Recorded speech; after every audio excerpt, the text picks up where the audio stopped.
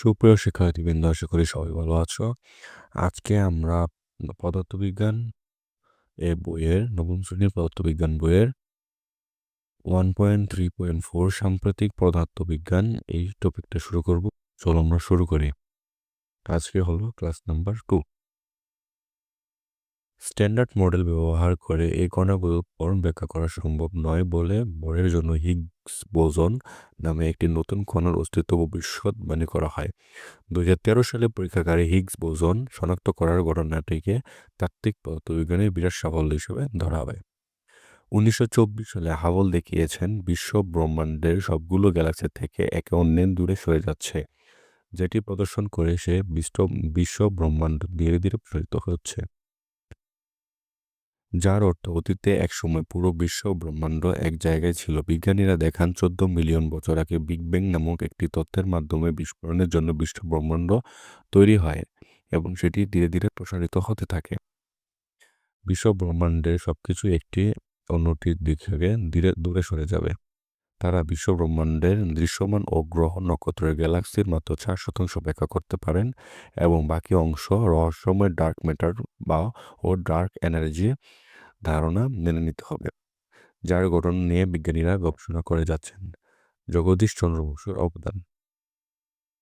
তিনি ছিলেন একজন প্রখ্যাত পদার্থবিজ্ঞানী এবং একজন সফল জীববিজ্ঞানী। আমাদের এই উপমহাদেশে তিনি ছিলেন প্রথম আন্তর্জাতিক স্বীকৃতি পাওয়া একজন বিজ্ঞানী।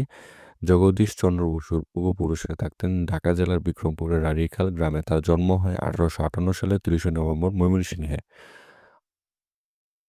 বৈদ্যুতিক তার ছাড়া কিভাবে দূরে রেডিও সংকেত পাঠানো যায় এই বিষয়ে তিনি অনেক গবেষণা করেন এবং তিনি 1895 সালে প্রথমবারের মতো বেতারে দূরবর্তী স্থানে রেডিও সংকেত পাঠায়। মাইক্রোওয়েভ গবেষণার ক্ষেত্রেও তার বড় অবদান রয়েছে। তিনি সর্বপ্রথম বৈদ্যুতিক চুম্বক বিকিরণ তরঙ্গকে ব্যবহার করে নামিয়ে আনতে সক্ষম হন। জগদীশ চন্দ্র বসু রেডিও সংকেতকে শনাক্ত করার জন্য অর্ধপরিবাহী জাংশন ব্যবহার করেন। এই আবিষ্কার পেটেন্ট করে বাণিজ্যিক সুবিধা নেওয়ার পরিবর্তে তিনি সেটি সবার জন্য উন্মুক্ত করে দেন। Institute of electrical and electronics engineering তাকে রেডিও বিজ্ঞানের একজন জনক হিসাবে অভিহিত করেন। এর মাঝে উদ্ভিদের বৃদ্ধি রেকর্ড করার জন্য ক্রেস্কোগ্রাফ আবিষ্কার করেন এবং খুব সূক্ষ্ম নাড়াচাড়া শনাক্ত এবং বিভিন্ন উদ্দীপকে সাড়া দেওয়ার বিষয়গুলো উল্লেখযোগ্য। অব্যক্ত নামক গ্রন্থে সংকলিত করেছেন জগদীশ চন্দ্র বসু বাংলা লেখা রচনাবলী। তার উল্লেখযোগ্য একটি গ্রন্থ হচ্ছে response in the living and non living. পদার্থবিজ্ঞানের উদ্দেশ্য, প্রাকৃতিক রহস্য উদ্ঘাটন। বিশেষ ধরনের এই পদার্থের বিষয়ে ধর্মটিকে নাম দেওয়া হয়েছিল চৌম্বকত্ব বা ম্যাগনেসিয়াম। একইভাবে প্রাচীন গ্রিসে আম্বর নামের পদার্থকে পশম দিয়ে ঘষা হলে সেটি এই দুটি পদার্থের একটি অদৃশ্য শক্তি দিয়ে আকর্ষণ করত। এই ধর্মের নাম দেওয়া হয়েছিল ইলেকট্রিসিটি বা বৈদ্যুতিক শক্তি। বিজ্ঞানীরা আবিষ্কার করেন এই দুটি বলের দুটি ভিন্ন রূপ এবং এই বলটির নাম দেওয়া হয় বিদ্যুৎ চুম্বকীয় বল বা ইলেকট্রোম্যাগনেটিজম। পরবর্তীতে তেজস্ক্রিয়তা আবিষ্কার হওয়ার পর বিটা রশ্মি নামক একটি বিশেষ বিকিরণ ব্যাখ্যা করার সময় দুর্বল বল, নিউক্লিয় বল নামে এক ধরনের বল আবিষ্কৃত হয়। বিজ্ঞানীরা পরে দেখালেন বিদ্যুৎ চুম্বকীয় বল এবং দুর্বল নিউক্লিয় বল একই, কিন্তু ভিন্ন ভিন্ন রূপ। এদেরকে একত্রে নাম দেওয়া হয় ইলেকট্রোপিক ফোর্স। পরমাণুগুলো চার্জ নিরপেক্ষ হলেও তার কেন্দ্রে রয়েছে পজিটিভ চার্জের নিউক্লিয়াস এবং তাকে কেন্দ্র করলে ইলেকট্রনগুলো ঘুরছে। ইলেকট্রন এর মৌলিক কণা হলেও দেখা যায় নিউক্লিয়াস প্রোটন এবং নিউট্রন দিয়ে তৈরি। নিউট্রন এবং প্রোটন কোয়ার্ক নামে অন্য এক ধরনের মৌলিক কণা দিয়ে তৈরি। প্রকৃতির নিয়মগুলো জানা।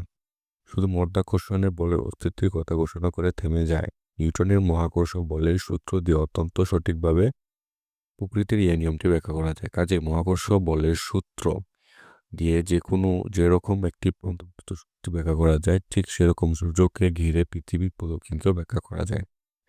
বৈদ্যুতিক নিয়ম ব্যবহার করে প্রযুক্তির বিকাশ। আইনস্টাইন তার থিওরি অফ রিলেটিভিটি তে E=mc² সূত্রটি ব্যবহার করে দেখিয়েছেন ভরকে শক্তিতে রূপান্তর করা যায়। যে নিউক্লিয়াসের ভর যতটুকু কমে গিয়েছে সেই শক্তি হিসাবে বের হয়েছে। এই সূত্র ব্যবহার করে নিউক্লিয় বোমা তৈরি করে সেটি দ্বিতীয় মহাযুদ্ধের সময় হিরোশিমা এবং নাগাসাকিতে ফেললে মুহূর্তের মাঝে লক্ষ লক্ষ মানুষ মেরে ফেলা সক্ষম হয়েছিল। এই সূত্র ব্যবহার করে নিউক্লিয়ার বৈদ্যুতিক কেন্দ্র বা নিউক্লিয়ার পাওয়ার প্ল্যান্ট তৈরি করা হয়। আমাদের উপরেও এরকম একটি বিদ্যুৎ পাওয়ার প্ল্যান্ট রয়েছে। এই অর্ধপরিবাহীর সাথে বিশেষ মৌল মিশিয়ে তাদের যুক্ত করে ট্রানজিস্টর তৈরি করা হয়। এই প্রযুক্তি দিয়েই ইলেকট্রনিক্সের একটি অভাবনীয় উন্নতি হয়েছে। ভৌত রাশি এবং তাদের পরিমাপ।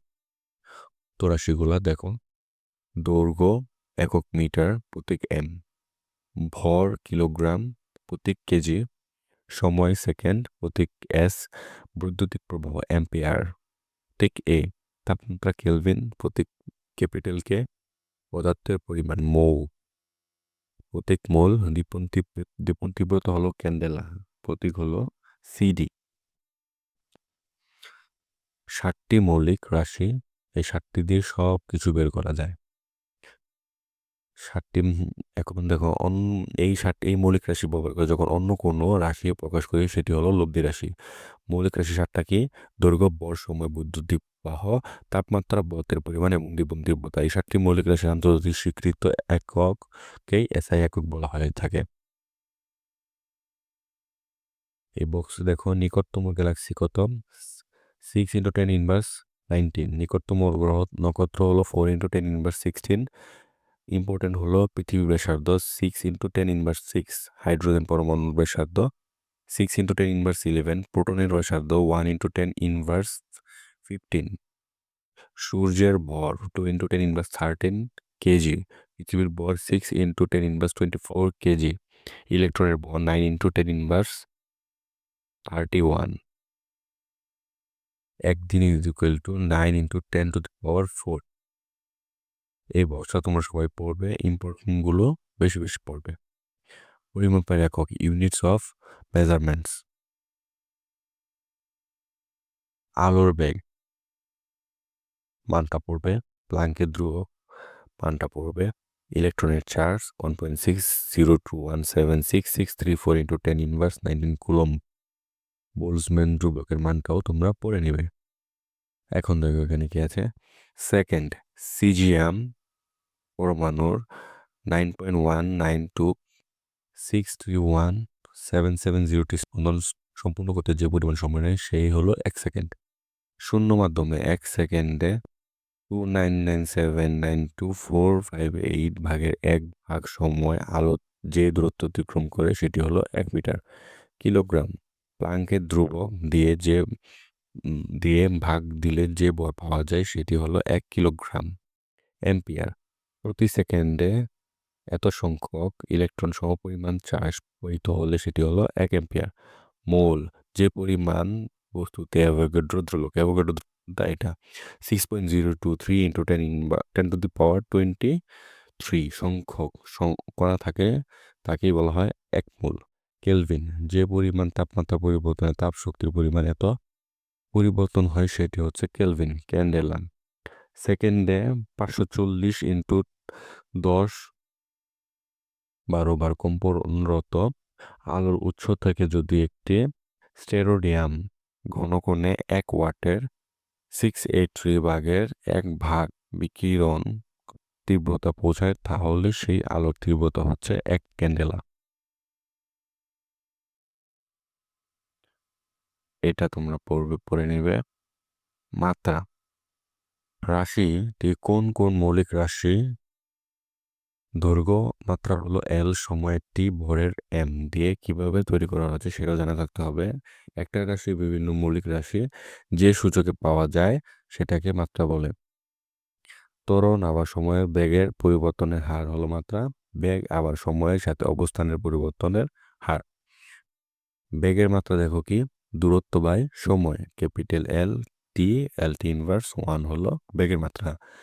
ত্বরণের মাত্রা দেখো দূরত্ব সময় square L by T square, L T inverse 2 হলো ত্বরণের মাত্রা। মাত্রা তোমরা পড়ে নিবে। এটা হলো বৈজ্ঞানিক প্রতীক এবং সংকেত, এটা তোমরা সবাই রিডিং পড়বে। পরিমাপের যন্ত্রপাতি স্কেল বা রুলার 100 সেন্টিমিটার বা 1 মিটার লম্বা, বলে এটাকে, মিটার স্কেল বলা হয়ে থাকে। 1 ইঞ্চি সমান সমান হলো 2.54 সেন্টিমিটার। এরপর আছে সাইড ক্যালিপাস, ভার্নিয়ার ক্যালিপাস। এটা তোমরা সবাই রিডিং করে নেবে, এটা প্র্যাকটিক্যালে তোমাদের আসতে পারে। ভার্নিয়ার স্কেলের একটি ভাগ এবং মূল স্কেলের একটি ভাগের মধ্যে পার্থক্যটুকু এটাকে বলা হয় ভার্নিয়ার ধ্রুবক। মূল স্কেলের সবচেয়ে ছোট ভাগের দূরত্বের ভার্নিয়ার স্কেলের ভাগের সংখ্যা দিয়ে ভাগ দিলে এটা বের হয়ে যায়। এটা অনেক সময় জ্ঞানমূলক প্রশ্নও আসে, এটা তোমরা রিডিং পড়ে নেবে। ব্যালেন্স, কোনো একটা বস্তুর ওজন 1 গ্রাম বা 1 কেজি আসলে বোঝায় বস্তুটির ভর 1 গ্রাম কিংবা 1 কেজি ওজন নয়। পরিমাপের ত্রুটি ও নির্ভুলতা, এরপর এগুলো সব তোমরা প্র্যাকটিক্যালে পাবে। তো এই ছিল প্রথম অধ্যায়। আগামী ক্লাসে আমরা দ্বিতীয় অধ্যায় সম্পর্কে আলোচনা করব। আচ্ছা, নির্বাচনী প্রশ্নগুলো দেখি। কোয়ান্টাম তত্ত্ব কে প্রদান করেন? প্লাঙ্ক। বোসন কার নাম থেকে এসেছে? সত্যেন্দ্রনাথ বসু। মৌলিক রাশি নয় কোনটি? তাপ। এটা তোমরা বের করবে, এটাও তোমরা বের করবে, এটাও তোমরা বের করে নেবে। তো এই ছিল প্রথম অধ্যায়। আগামী ক্লাস থেকে আমরা গতি দ্বিতীয় অধ্যায় শুরু করব। সেই পর্যন্ত সবাই সুস্থ থাকো। ধন্যবাদ সবাইকে।